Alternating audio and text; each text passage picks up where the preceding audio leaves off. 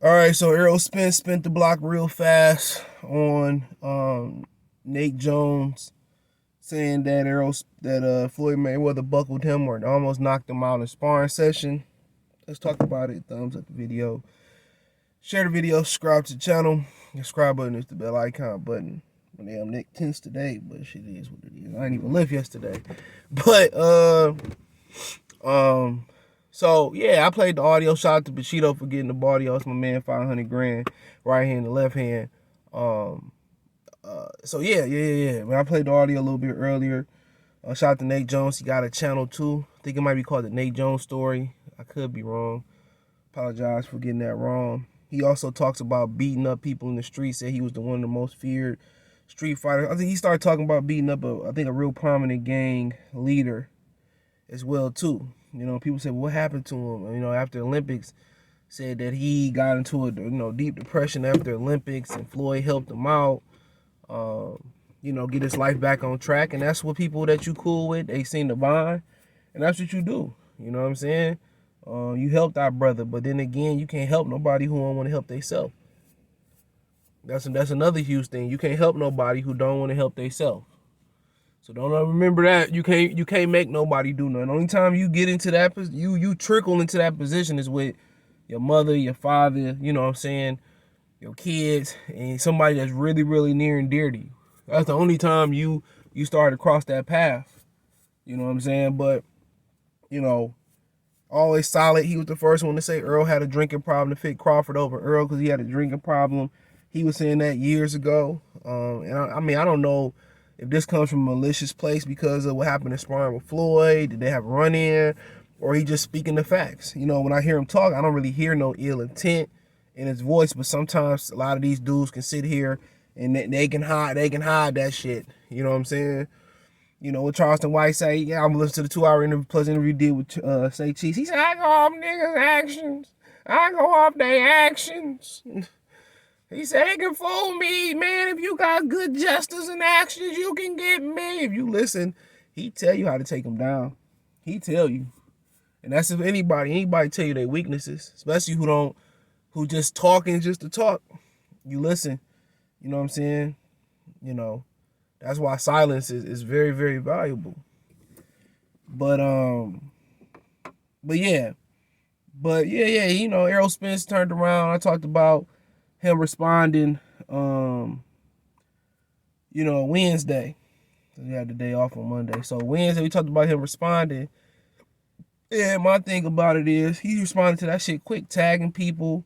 You know what I'm saying? What happened when, Crawford said, well, he doubled back to see if he was gonna spin the block. And then it went from I might spin the block, I'm gonna spin the block, I might spin the block. Then when Crawford poked the bear, he had nothing to say on Twitter. But when it came to Nate Jones, at the end of the day, how does this story hurt you at this point? You've been living off sparring stories. That's what your legend built off of. Ain't nothing wrong with that. Like I said, everybody heard you got the best of Floyd. I heard they did it again. And Floyd kind of got the best of him. But, like I said before, people could tell you the numbers. Like let's use it for example. Like Jared Goff had a good game versus Carolina, but we lost by 14 points, 10 points, whatever, right? Y'all know I'm a Lion fan. Check out my Detroit channel, Mercy Sports Talk, right here on YouTube. If y'all just want to support me, I do some Piston talks over there. Occasionally baseball, occasionally maybe some wings, eventually hockey. Getting back into watching hockey again.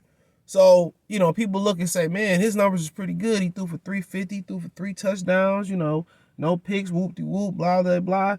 But at the end of the day, it's kind of the same thing with Matt Stafford. Has some great numbers, but, most of them numbers come when you're in the position of well, we ain't going to win. The defense and prevent, they just playing soft just to run the clock out.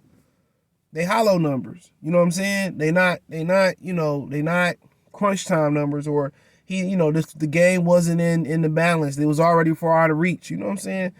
And, that's kind of like, that's kind of how people kind of look at, that's how I would look at it.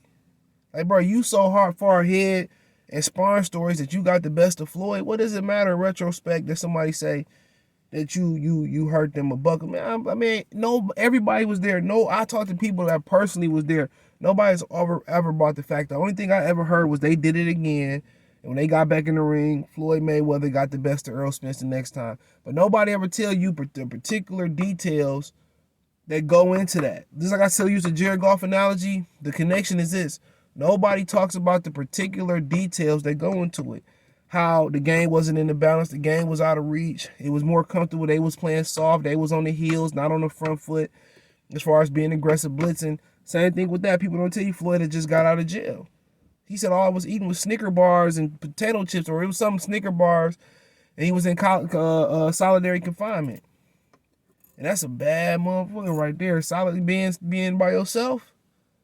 No TV, in a cell by yourself, about an hour or two of free time to go out your will. That you learn a lot about yourself, man. I had some times where I was in a bad place in my life, and I was just there by myself. Now I wasn't confined to not to go outside. I wasn't confined to a place with no people, but I was at a place where it was just me, TV, bathroom, kitchen, bedroom. You know what I'm saying? I could go outside.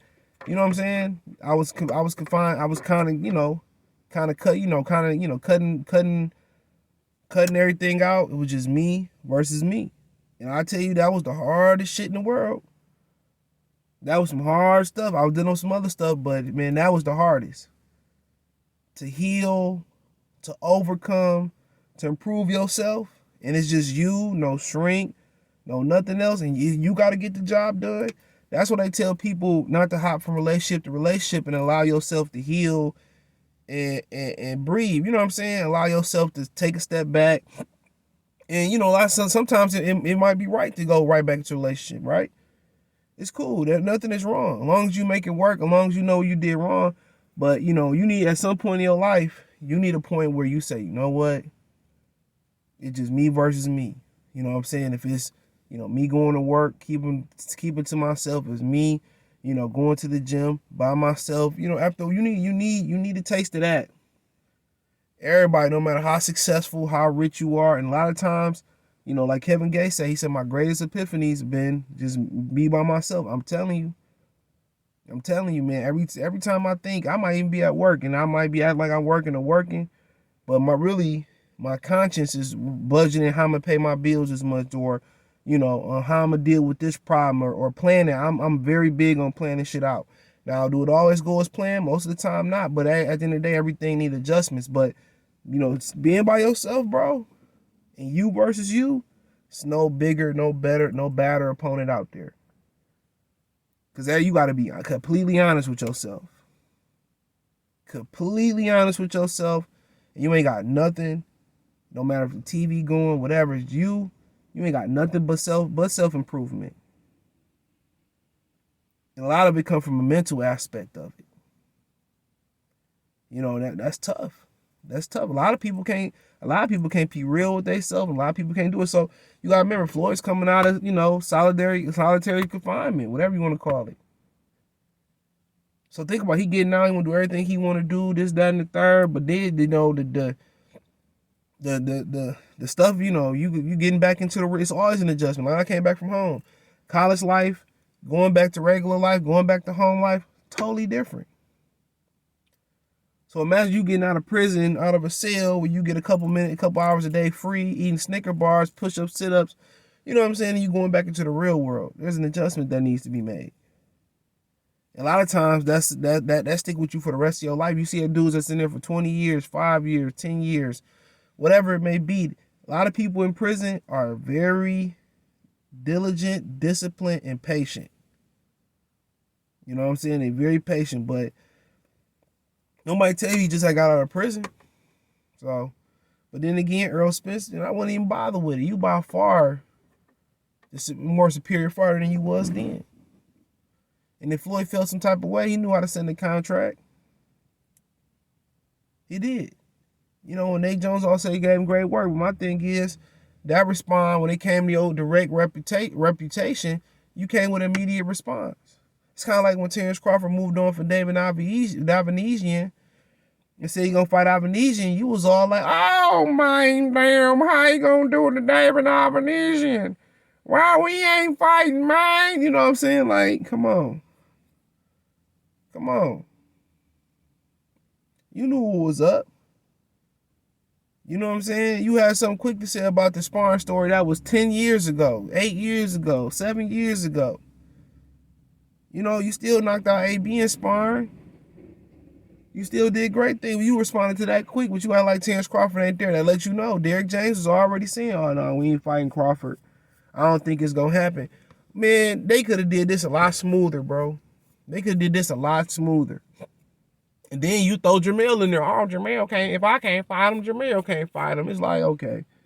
If you Terrence Crawford, whatever your contingency plan is, whatever your other goals in boxing is, you better get to him. Or whatever your goal is to drag him in the ring, you know, you got to be like Apollo Creed and Rocky 2, and you got to do whatever you got to do to drag this joker into the ring. Now is the time. It's time. It's time. It's time. It's time. It's time. It's time. But I just find it so funny how quickly he can kind of, you know, bounce back and respond to a sparring story that means nothing, but you can't respond to fighting Terrence Crawford. Now, for all we know, him and Terrence Crawford could be in secret negotiations again, and that's how it should be. Shouldn't nobody know it. And that's why he might be quiet on that front. But chances is, at PBC ain't nothing secret. Ain't none of them workers over there, ain't everybody over there ain't happy. The majority of people ain't happy. They always leaking something out. They really don't mess with Al Heyman. But that's all I got to say about it, man. Check out Detroit Lions Talk playlist. Thumbs up the video. Share the video. Subscribe to the channel. And the subscribe button is the bell icon button. Hit all notifications. Increase your chance to get notifications. We go live or drop a video. Financially, want to support the channel. Cash App, $CJGood313. Venmo, CJGood313. PayPal link in the description. Hit the link tree. Find me on Twitch, Twitter, Instagram, Spotify, Anchor, Cash App, Venmo, PayPal, Apple Podcasts, Google Podcasts, the whole nine. Link tree, the first link in the description. You can find me everywhere there. Appreciate the love, support. One time for the one time. Goodfella TV. Peace.